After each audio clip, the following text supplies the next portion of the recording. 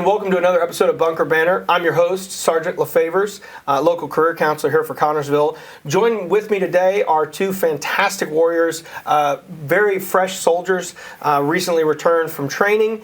Some of them, such as Specialist Stephen McHugh here, has about 3 years of service, but he only has about a year post-training, and we'll go into a little bit more of that later on. And then we've got Private Braden Herman, weird spelling, but Braden Herman, and both of them are going to tell you a little bit about what their job is, why they wanted to join the Guard, what benefits that they're receiving from the Guard, and pretty much everything that's going on now that they're back from training and they're kind of living their normal civilian life. So, guys, I appreciate you taking the time to come in. I know, McHugh, you work third shift over at the Fayette County Jail, so I appreciate you losing a little bit of sleep to come here and do this. But we'll start with you, Private Herman. So tell me a little bit about what kind of got it all started. Where did this start, this path? Well, when I was younger, I got the opportunity to see my Aunt Jill graduate at Fort Jackson. So ever since then, it's just kind of something that stuck in the back of my mind, and I'd always be an Army guy for Halloween, and it's just something that progressively got stronger as I got older. It was never something I thought about and then kind of went away.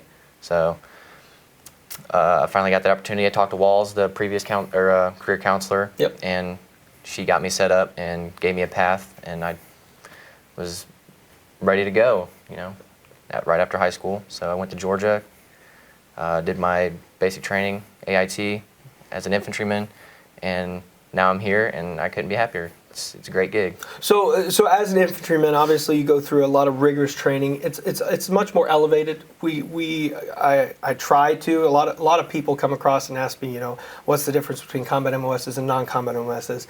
Me, when I went to basic, I went to Benning. I was right next to Hill 150. I had the distinct opportunity, and I was really lucky, because I didn't have to go through the infantry training, but I did get to view it, which is pretty unique as a trainee. So kind of tell us a little bit about the challenges that you faced, what you kind of picked up that you didn't know prior to. It could be life skills, it could be anything that was more self-development, and then tell me how you're kind of using that in civilian life.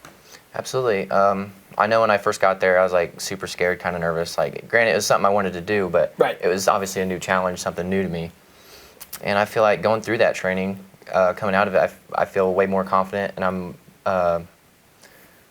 I'm more able to tackle something that I wouldn't necessarily have done before, probably. So I'd say my confidence has really boosted after doing something as challenging as that, and just coming back and then, just applying those skills that I've learned, just going through just life. You take Right. those leadership skills through a job, even your unit, So, I mean, that's pretty much all I can say. What are you up to now? Post training, back, you're fully integrated in your unit. You're going to drill this weekend, flying in a CH-47, which for those who want to Google that and see that, they're pretty cool. They're Chinooks. But so you got drill, but like, what did you end up doing right after you got back from training? What job did you kind of explore, and if so, are you still with that job? And kind of tell us about that.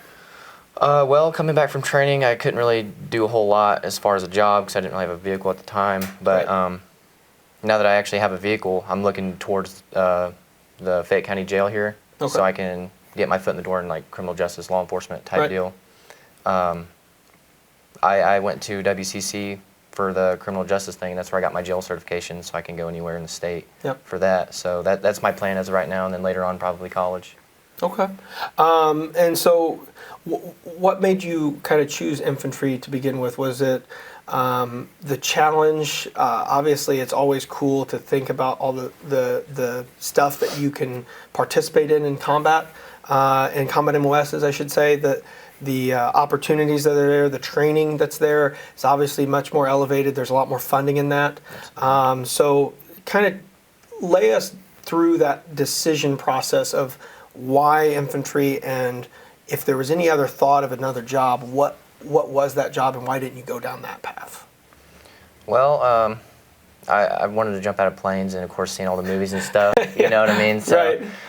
just seeing that, it just kind of made me want to be like the hero. Yeah. You know, so infantry is the best way to do that. You know, you have a lot more school opportunities like air assault, airborne, Right. special forces selection, ranger, all those type of schools that would help you benefit you in that hero, I guess, Right. type. So I mean, that's the only reason why I went infantry. Because like I said, I just want to be the hero at the end of the day, do some cool stuff, you know. But if there was another job I'd pick, it would probably be a parachute rigger. That was my first option, to be a parachute rigger, because I can have airborne built in my contract. But I end up telling Walls, man, I don't know, I just want to go infantry, you know. A lot of responsibility in parachute rigger, because you're that guy. I mean, if things go bad, it's one. I mean, it's like EOD, right? Absolutely. Either everything's okay, or suddenly it's not my problem anymore. Right. Right. So, I mean, that's the general saying. So, you know, parachute rigger, it's a little bit high stress. You know, I think infantry at the end of the day, a lot of people, I never push people towards infantry unless they come into my office and it's a fit for them. Absolutely. You know, my job as a career counselor is always to, and Wally was the same way, to find what fits you guys, fits your personality, fits your lifestyle, and at the end of the day, fits your career path. Because with the National Guard, and you guys both know this, and a lot of people have heard me reiterate it constantly, the National Guard is more so about the idea that you can achieve your civilian career goals and not put your life on hold from joining military service and doing what only 1% of the population can do. So definitely excited to see where your career goes. I know I got in a little bit late. I jumped in the pool a little bit late. However, I think at the end of the day, we're going to get to see where all this leads. I hope you re-up like I did. Absolutely. Typically, if you don't enter with a bonus, you can re-enlist with a bonus. So if you didn't get a bonus, you can obviously go ahead and do that. But yeah, I appreciate it. And we're going to kind of switch over to Specialist McHugh over here, kind of patiently waiting. Specialist McHugh, I know, and I think a lot of people know, you're Connorsville native, obviously, just like Private Herman here. You decided to stay here, be a Cav. Tell us a little bit about that and kind of run us through that starting process. What got you into the Armory to see Wally? Well, I grew up in a wonderful military family. Great-grandpa was a service member. Great-grandpa, all the way to my grandpa, Steve now. Yeah. It really brought me up when it comes to being in the military. I grew up at the Connorsville Armory. Grew up around Sergeant Conley, all of the wonderful scouts there, supply, everybody there. It's always so wonderful to be around. Right. When it comes to either when I was growing up watching them get yelled at, I was like, oh, man, I want to do this. Right. Can't even remember a lot of their names. Just one guy, Sergeant Conley, always grew up around. Yeah. Walt. Just always wonderful to be around that armory and just. So yours was more of a traditional call to service, right? And that's kind of what we identify. You know, a lot of people join for the money, they join for the benefits, they join for the career options, or just the service to country is what we call it. But it's the call to action. It's your tradition, your family. I was the first military member of my family, my immediate family, and even some of my older extended family. But first military member. So I obviously didn't have that. That's not really in my Guard story. But at the end of the day, I think we all come around to the idea that we may have joined for those different purposes, money, benefits, you know, service to country. But at the end of the day, we all realize when we get in, at least I did, you know, we all realize when we start talking to each other, meeting each other, we have a lot more in common, even though we may have joined for completely different reasons. We have a lot more in common, and that helps us be brothers and sisters, be a brotherhood, be a sisterhood, and always have each other's backs. We're a big National Guard, over 10,000 troops. So I'm glad you called up to service. I think it would have happened regardless. I'm glad it's with us, because I'd rather want you a part of our organization as somebody who wants to join because it's a family tradition, than some other branch steal you and be able to kind of take the benefits you're giving them. So, so Cav Scout, walk us through kind of like what Private Herman did of the decision process in that. Was it more convenience of being here in Connorsville, or was it just the idea of being able to wear the Stetson? I know it's around here somewhere. I thought you were going to leave it on for a second, but it's around here somewhere. You know, kind of tell us a little bit about that. Well, of course, growing up in Connorsville, always seeing scouts over at the armory. Wonderful Bravo Troop Blackjack. Just growing up around them, seeing all the cool stuff they always did. Yeah. Even though it's not the, as some people say, the greatest thing in the world. Yeah, we're able to read maps. We could tell you exactly where to go. Yeah, we drive around a lot. Yeah. It's always a great thing to do, especially when you're licensed in the Stryker fighting vehicle or the Bradley fighting vehicle. Yeah. Just growing up around them, knowing that, yeah, I could wear a cool hat.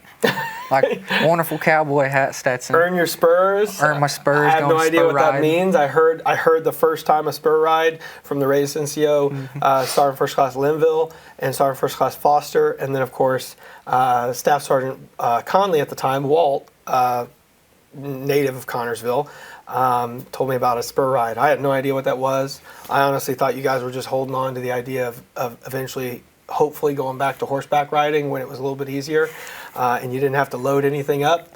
But so with that, so Cav, you mentioned getting to drive cool vehicles, being kind of more on the move, getting to drive a lot. With both you being combat, obviously 11 Bravo and then 13 series, correct? 19 series. 19 series, okay. It stays under 20. I know that because almost all the combat guys stay under 20, except for the air traffic controllers. They're a little bit weird. 19 series, 11 series, you guys are pretty close together in that. And both combat. The distinct differences, I want you guys to kind of share with me the difference that you feel you have from Cav and your training and what you do. And then obviously hearing what he has to say, kind of expand on that if you can, but tell us a little bit about if his assumption's right and give us a little bit of a take on the Cav side. So, I would say that Cav Scout's more of like a recon unit. So like they'll usually find targets, figure out where to go, and we'll go assault the element or whatever we have to do. I will say that 11 Bravos, they're usually the guys in the back getting ready to peel out after they drop us off or whatever they do. Sometimes it's 11 Bravos driving, but right. usually we're the assault element. They're the kind of more of the recon to help us out to like what to forward look forward observing. to. Yeah, absolutely. Mobile infantry. Yeah. So, okay. Is that kind of spot on? Anything you'd like to expand on that? He's almost completely spot on, yeah. We are always going to be the forward observer. We train as we're going through our, we have 22 weeks as well as infantry. First few weeks we'll brush up on infantry basics, combat, how to move as a platoon, how to move as a squad. You're going to learn how to be a team leader, how to be in control over a group of people. You're almost completely spot on. Yeah, we'll drive around, we'll drop you guys off. We'll most likely leave the vehicles and we'll go meters to miles ahead of you guys. Make sure everything's clear. If it's not, we call you guys in. Little Navy Marine Corps relationship going on. Yeah, Navy absolutely. gives Marine Corps ride everywhere they need. Yep. And then usually if we know you guys can't get to it and we don't have, I believe it's 13 series, which is a forward observer. Yep. If we know we can't do anything and they can't, we have a last line resort. We're able to call for fire. Yep. Mortarmans, forward observers. Yeah. So we work hand in hand with, of course, 11 series infantrymen, as well as the mortars, artillery, which is still very rare. Right. But we can tell you where to go, mark stuff on a map. If we believe somebody's there, we'll tell you, and we'll radio it into you. And what I've noticed too, and this may just be, and correct me if I'm wrong, because I'm not familiar as much as I should be with CAV and the organizational structure, but from my experience, I've seen, obviously the infantry has company levels, platoon size elements, squad size elements. I assume you guys also have platoon and squad. Those are pretty basic fundamentals of combat. But for some reason, you guys are called a troop. What is the reasoning, like the distinction that sets you apart as a troop versus a company, infantry company or an infantry unit? You're a CAV troop. That ranges back all the way to the American Revolution, of course. Okay. The United Kingdom had what they had called was dragoons. Yep. And the U.S. at the time wanted our own cavalry force, so we branched off to the United Kingdom's dragoons. That could be from forward observing to, hey, get on a horse, you're cavalrymen now. Right. It just Because branches there's no off. radios back then; it was runners, It was right? So you had to runners. go up and see, holy crap, the British are coming, and then Paul Revere it back to Paul Revere back to camp Concord. and let them know, hey, this is the element that's coming this way. They're marching this way. Estimated time of arrival. So, okay, yeah. I mean, huge history buff, obviously, but like I had no idea like that. That to me is interesting. I imagine they taught you that at basic stage, or did they teach you that later on in the AIT stage when they were teaching fundamentals? Starting to get into the scout mottos and everything. Okay. Just as farther we got into AIT, once we started getting ready to graduate, knowing we were going to be cavalry scouts, that's when they're like, well, this is our history. This is how we became with cavalry scouts. This is how the whole armor branch became a thing. Right. Okay. So this next question is for both of you, and this kind of goes into the aftermath, right? You're back from training. You know, how many drills have you done so far? I've just had one drill. One drill with your unit. And what has it been, 3 now? 3 or 4? Fourth drill now. Fourth. I'm in the armory, so I see you every time, so I lost count. But so now that you're solidified, obviously doing the 1 week in a month, you guys are preparing for the 2 weeks out of the year coming up in the summer for annual training. Using this as a part-time gig, you're getting in the sheriff's department. You're already in the sheriff's department. You've been with them for how long now? Be about 2 months now. 2 months, okay. And so what are some of the benefits you would say right now that you are taking part of or are planning on taking a part of that the Guard specifically offers that you guys are able to take advantage of from day one? Are there any benefits that I have just not been aware of by asking you? We'll start with you, Herman. I haven't really looked into like anything like that. The only thing I will say that I'm probably interested in is either schools and definitely college. Okay. Aside from that, I'm not really too sure as of right now what all I'm. You know, I'm still Right. trying to learn the ropes and Right. stuff of my unit, and so yeah. It does take time. I will say the beauty of it, and this is why I kind of take a front row seat and a passion for this, because I know what it's like to be in a situation of I come back, nobody's there, my recruiter's gone, she moved up, she's now a first lieutenant in the general staff with General Lyles. So I know what it's like to kind of be left hanging dry at my RSP, where I'm just handed off and thrown off to my unit because nobody cares about me because nobody got me in. I didn't Right. build a relationship or rapport. So my passion has kind of grown off that experience back in the day when we were a different force. Absolutely. Now that we're a new Guard, we're a new, we're a new force, we're a new Army. I really take a special interest in making sure you guys are squared away. And so with you, obviously, college benefits. Absolutely. Also, you guys are doing law enforcement, ILEA. Self-sponsor yourself to ILEA, right? If you can't get in on the department and they won't send you through the process, or that you missed the process for some reason and you didn't make the cut, go to ILEA. Self-sponsor ILEA. Guard pays for it. Guard pays you to do it. And then from then on, you're not really focusing much on college. You're taking advantage of the vocational training, right? Yeah. But that's what I'm here for, right? And as we move closer down that road, I can't wait. I'll be the first one driving to your guys' graduation at Aliyah, and when you guys cross that stage in uniform, it's going to be awesome. But I'm excited for you guys doing that. For you, McHugh, I know your career path has kind of led you to the Sheriff's Department pretty early on. You were originally working with your dad and with his company doing HVAC. Have there been any benefits you've taken advantage of that you know of since you've been back, or down the road do you plan on just taking advantage of something? Like you were saying, we're going from HVAC. I was planning on going through the Guard to go into trade school. Right. And I was like, I could go work at the jail. Yeah. Go, of course, use benefits the jail gives me, the Guard gives me. And then, as you said, ILEA, I was going to be more nice with the county. I was going to let them have money to save on a person that wants to go Yeah. to the academy, and I was going to go ask the Guard, go through the Guard to go through ILEA, so I could self-sponsor. Yep. Because you've told me about that as well. Just plan on going through ILEA to join most likely be DNR for the state.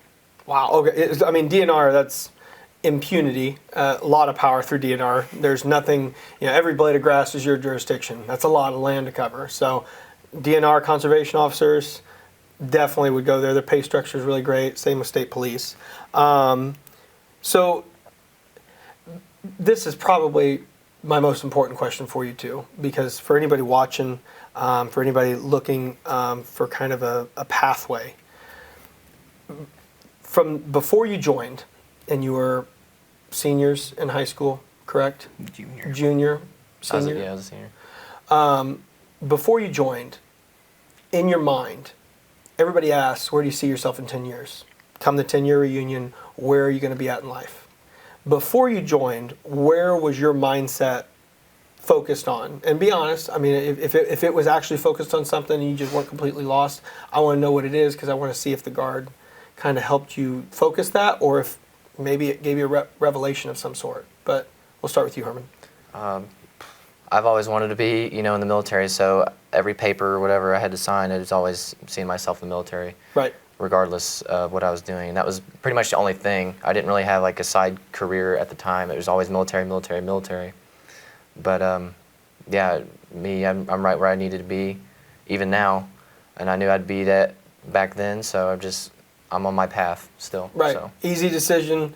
10-year plan was like, all right, 10-year plan is I'm going to be 10 years in the military. Absolutely. So, okay, easy. That's an easy one. I probably could have guessed that from our previous conversation earlier on. But so what about you, McHugh? Before 10 years, where did you see yourself? And then after, did it change? Before I even thought about joining the Guard, I grew up, like Herman said, I grew up always loving the Guard, wanting to join. But before I even was like, oh, I'm dead set on joining, before I even talked to walls in the lunchroom at the school I was dead set on going to work with my dad. Before he owned his own company, he worked at of course, his former HVAC company. Right. I was dead set on going to HVAC, try to prolong that, make my own company. Yeah. And go to trade school, because my school was planning on paying for it. I got going through scholarships to get it, and met with Sergeant Walls. And so at the end of the day, because I know you just recently made the transition from your dad's company to law enforcement, and I mean that happens, you get older, right? But so at the end of the day, it's safe to say the Guard gave you that benefit of, hey, you can go be a Cav Scout, have fun with the Guard, and then use the Guard's college benefits to go and obtain that HVAC training. Is that fair to say? Because I didn't enlist you, right? So I don't know what all was kind of the reason behind it, other than what you've told me. But I imagine that would be safe to say, right? Yeah. So I appreciate you guys coming in. Appreciate you guys taking the time. Like I said, I look forward to seeing you guys go throughout your career. Hopefully I got a little bit more in me, a little bit more in the tank. I got to go at least 16 more years before I can look at a pension. But hopefully it's a good 16 years to see you guys catch up with me, which I fully expect. Because you guys are 10 times the soldier I was when I first started. And I think that's only going to be really successful, your career. So before we head out, one last thing. If you could tell anybody who's a senior looking for something or just curious about any military branch, what would you tell them in order to kind of take another look at the Guard? I would just say ask questions. Don't be afraid to ask questions. Always try to build your knowledge portfolio inside your head, and like I said, just ask questions. As long as you do that, you can't ever be wrong. Even if you feel like it's a dumb question, just ask it, and you'll be smarter for it. If you're looking at another branch, I mean, just weigh your options. I was one of those people that was always dead set on the Army, and here I am. But if you're on the fence about it, like I said, just ask questions, weigh your options, talk to other people before you make a final decision. I mean, I know there's some recruiters out there that's all about getting the numbers, but you can't go wrong with asking questions, weighing your options, figure out what branch does best for you. So say you want to do welding, well, the Navy's got a really good welding program, but I want to join the Army. Well, if the Navy's got a better welding program, that's what you see yourself doing long term, then the Navy might be best for you. You know what I mean? So like I said, just ask questions and then figure out what's going to advance you forward in your life and what your goals are that align with that branch of service. So that's what I got to say. Well, and I'm glad you put it that way, because it really it echoes Absolutely what I've been talking, what I've been preaching, almost prophesizing that my goal has always been, and will always continue to be, finding the right fit. I just talked to a girl. She's a senior at Connorsville. She wants to join the Navy. I had originally talked to her. She got all the information from me, but at the end of the day, she made the choice to the Navy. And she was like, hey, I don't know who to get in contact with. I just made 2 quick phone calls and got her the number for the Navy. So at the end of the day, I'm never going to try to fit a square into a circle hole. It's either a fit or it's not. And for you, Absolutely. obviously, it was a fit. It worked. You still joined the Army. I heard you mention it, but I think you joined the right side of the Army. The best side of the Army, because it allows you to stay here at home, create a life, not put your life on pause, have a potential to grow a family if that's your desire, or just grow your career. Well said. I don't think I could have said it any better, but we'll leave it with you, McHugh, with the last word. Just give an idea to a junior. He covered the seniors. You joined as a junior. Why should juniors think about joining as a junior? Why not just wait till a senior year? Well, like me, of course, I joined as a junior, like you said. Yeah. I even mentioned it. Joining as a junior, it helped a whole lot in the span of, I played sports. I was decently in shape. The military could get you where you want to go, or it could get you where you don't want to go. Right. Yeah, it could be a good choice for you. You could join, go down the long road, and you're like, I'm really happy I did this. I'm in the best shape of my life. It helps so much when it comes to military. Of course, they have dieters. Right. They have, of course, anything you want to be as a junior. Of course, I was dead set on, I'm going to go HVAC when I'm out of high school. Yeah. And then I met with Sergeant Walls, and she was like, well, we could talk if you want to do HVAC. Military has a wonderful HVAC. She said, of course, I'm National Guard. You could talk to me about it, or I could get you in contact. The Marine Corps has their own HVAC. Navy, Air Force, all of them have their own HVAC. Yeah. If you're dead set on that, I'll help you get through it all. And about right then and there, I was really happy to talk to Sergeant Walls, and no, military is a good fit to anything you want to be in your life. Yeah. It could be, of course, doing HVAC. If you want to do something small and do water purification, military has it. We got a job. National Guard. And that's where, every branch will have some type of job related to a specific civilian field. The thing and the distinction I always set for people, and it's often the most common misconception, is they compare us to active duty branches. You're going to use me full-time all the time to do that job, whereas I want to do something else with my life in relation to that field. And the unique part about the National Guard, and what I will always hound in, is we are a part-time organization. You join us, you go do your training, you come back home, you're done. And you just do 1 week in a month, 2 weeks a year. If you want to volunteer for a mission, typically for you to be in combat, I can't with full confidence say that there's never going to be an opportunity where you're going to be mobilized and deployed and your unit's going to be called up. Combat, that's why I never really preach combat for people who aren't coming in and immediately saying I want combat. But that's really kind of where we're at, is that distinction is important for people, because it's the deciding factor. I know people have come back to me and said, if I would have known that, I would have said yes when we talked 3 months ago. And so, I think that's the biggest thing for you especially, is you knew you were going to come back and be able to work with your dad, and you didn't want to join active duty because you wanted to come back and work with your dad and either take over the company or start your own company. So, plus juniors get paid right away, right? Yeah. So it was fun getting paid, I guess, halfway through your junior year and all the way through your senior year. Mm-hmm. So another cool benefit. I didn't know. I know you started as an E1, and now you're E4, and this is the difference. He's an E4. He's still an E2. E3 now. You just recently got promoted. We're just waiting to get pinned. But there's a rank difference, and McHugh joined a little bit, not enough for it to matter as much. But because McHugh joined as a junior and Herman waited till his senior year, obviously McHugh, just a year out of training, is already at an E4 level. And then one other year, because I think you're already been a year as a specialist, one other year you'll be eligible for E5, which is my rank. So you'll be at my rank here after long. So, and that'll be exciting. But again, I want to thank you guys, and I appreciate you guys coming in and taking the time to speak with me and answer anybody's questions that's listening in. But thank you all for tuning in to this episode of Bunker Banter.